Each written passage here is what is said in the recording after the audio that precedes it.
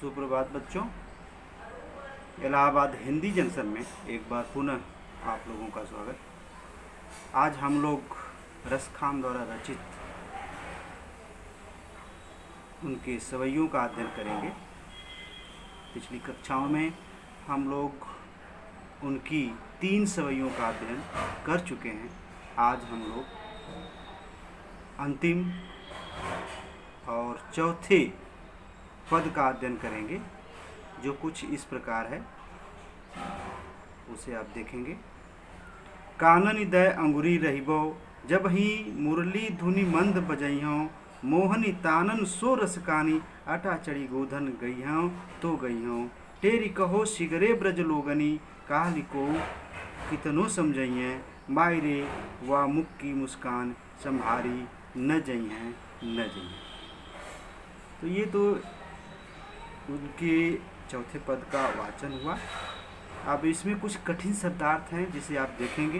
काननी कानों में, दय देकर, अंगुरी अंगुली, रहिबों रहूंगी, धुनी धुन, बजई हैं बजाता है, मोहनी मोहित करने वाली, तानन कानों से, अटा अट्टालिका महल, गोधन एक प्रकार की जो लोकगीत है, गई हैं गाएंगे, टेरी पुकार कर बुलाना, सिगरे सारे संपूर्ण, काल ही कल, को यहाँ पर जो है कितना ही, मायरी हेमा संभारी न जइए संभाले नहीं जाएगी। अब इसका भावार्थ आप लोग 1 बाय 1 करके देखेंगे। कानन दय अंगुरी रहिबो जबहि मुरली धुनि मंद बजई हैं। एक गोपिका दूसरी गोपिका से जो उसकी सखी है कहती है, क्या कहती है कि हे सखी, भगवान श्री कृष्ण जब मुरली बजाएंगे तो मैं उस मुरली की धुन को, मुरली की आवाज़ को नहीं सुनूंगी, अपने कानों में क्या कर लूँगी, उंगली डाल लूँगी, अर्थात अपने कान को बंद कर लूँगी, ताकि उस मुरली की आवाज़ मेरे कानों तक नहीं पहुँच सके। पहली लाइन।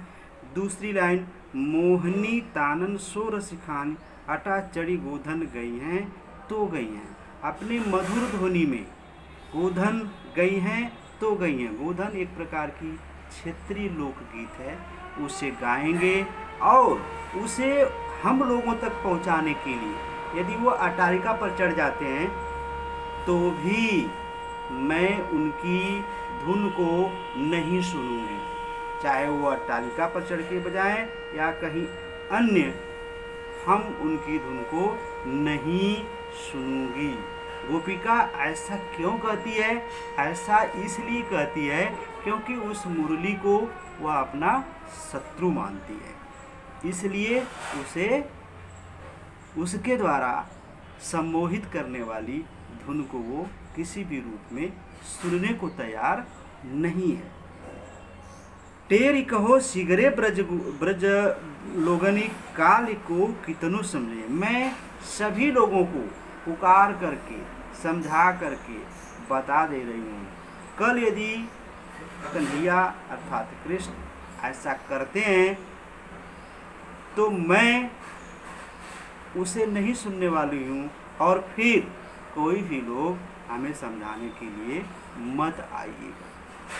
लास्ट लाइन, मायरे वा मुख की मुस्कान संभारी न जई हैं न जई हैं। लेकिन अंतिम पंक्ति में वह गोपिका अपने आप को विवश पाती है। विवश किस रूप में पाती है? विवश इस रूप में पाती है कि यदि वह भगवान श्री कृष्ण मुस्कुराएंगे तो उनके मुस्कुराहट में एक प्रकार का आकर्षण होता है, एक प्रकार की सम्मोहन शक्ति होती है। फिर उसे देखने के बाद मैं अपने आप को संभाल नहीं पाऊंगी, अर्थात मैं उनके पास दौड़े भागे चली जाऊंगी। तो अंतिम पंक्ति में गोपिका जैसा कि आप देख रहे हैं कि विवश पाती है, लेकिन ऊपर की 3 पंक्तियों में जैसा कि आप देख रहे हैं वो मुरली से अपना 36 का आंकड़ा रखती है, शत्रुता का भाव रखती है, और चाहे कितनी भी सम्मोहन शक्ति हो उस मुरली में, वो अपने कान को बंद कर लेगी, उन सारी चीज़ों को नहीं सुनना पसंद करेगी। लेकिन अंतिम पंक्ति में वो विवश हो जाती है, कृष्ण की मुस्कान के आगे वह दौड़ी भागी चली जाती है। एक बार फिर से उसका भावार्थ आप लोग देखेंगे। कृष्ण की बंसी धुन से मोहित एक गोपी कहती है, हे सखी, जब कृष्ण धीमे धीमे मधुर स्वर में बंसी बजाएंगे तो मैं अपने कानों में अंगुली दे दूंगी, ताकि बंसी का मोहक स्वर मुझ पर अपना जादू न चला सके। फिर वह आनंद सागर कृष्ण चाहे अट्टालिकाओं पर ऊंचे चढ़कर भी अपनी मोहिनी तान बजाएं तो बजाता रहें, गोधन नामक लोकगीत गाएं तो गाता रहें, मुझ पर उसका कोई प्रभाव नहीं होगा। परंतु यदि किसी प्रकार उस कृष्ण की मधुर बंसी की धुन मेरे कानों में पड़ गई तो ब्रज के समस्त लोगों, मैं पुकार कर कह रही हूँ कि चाहे फिर कोई कितना भी मुझे समझाए, मेरी मस्ती कम नहीं होगी, अर्थात मैं उसे नहीं सुनूंगी।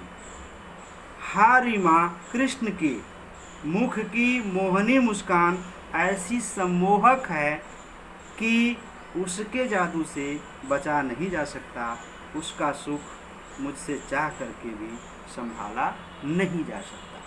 तो कुल मिलाकर के यह उसका भावार्थ हुआ।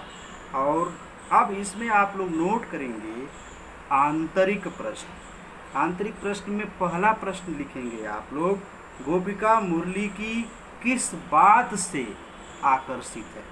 गोपिका मुरली की किस बात से आकर्षित है? दूसरा, सखी से क्या संभाला नहीं जा रहा है? सखी से क्या संभाला नहीं जा रहा है? कृष्ण प्रेम में डूबी गोपिका किसके समझाने पर लोक लाज नहीं समझेगी?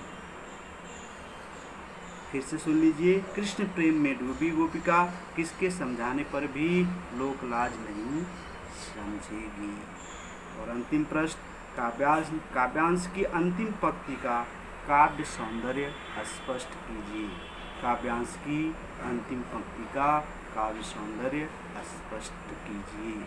इन चारों प्रश्नों का उत्तर आप क्लास वर्क की कॉपी में करेंगे। यदि हो गया तो ठीक, नहीं होगा तो अगली कक्षा में हम लोग इन प्रश्नों को फिर से डिस्कस करेंगे और तब फिर प्रश्न व्यास की तरफ बढ़ेंगे। आज की कक्षा में इतना ही। धन्यवाद।